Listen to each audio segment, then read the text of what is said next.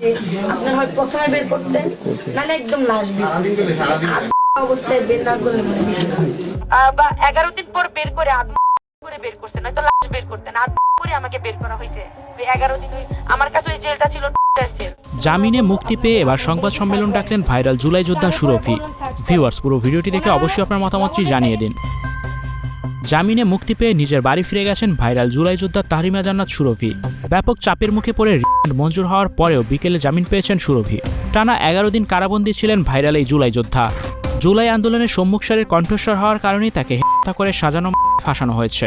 সুরভি মুক্ত হওয়ার পর তার সাথে দেখা করতে যান সাবেক উপদেষ্টা নাহিদ ইসলাম।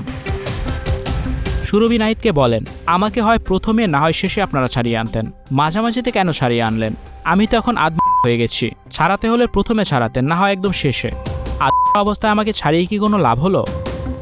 সুরভিকে 50 কোটি টাকার গ্রেপ্তার দেখানো হয়েছে, কিন্তু তার বাড়িঘরের যে অবস্থা তাতে কোনোভাবেই প্রমাণ হয় না সে এত টাকা দাবি করতে পারে। আর এতগুলো টাকা সে কোথায় বা রেখেছে? বাংলাদেশ প্রতিদিনের সাংবাদিকের প্রস্তাবে রাজি না হওয়ায় স্বরাষ্ট্র উপদেষ্টার প্রভাব খাটিয়ে মিথ্যা দেওয়া হয়েছে সুরভির নামে। দুদিনের রিমান্ড মঞ্জুর করলেও প্রথম সারির জুলাই যোদ্ধারা ব্যাপক প্রতিবাদ জানায়।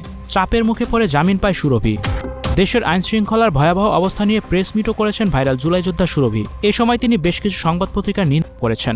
ভিউয়ার্স, এই বিষয়টি নিয়ে আপনাদের কি মতামত জানিয়ে অবশ্যই কমেন্টস করুন, আর ভিডিওটি শেয়ার করার অনুরোধ রইল।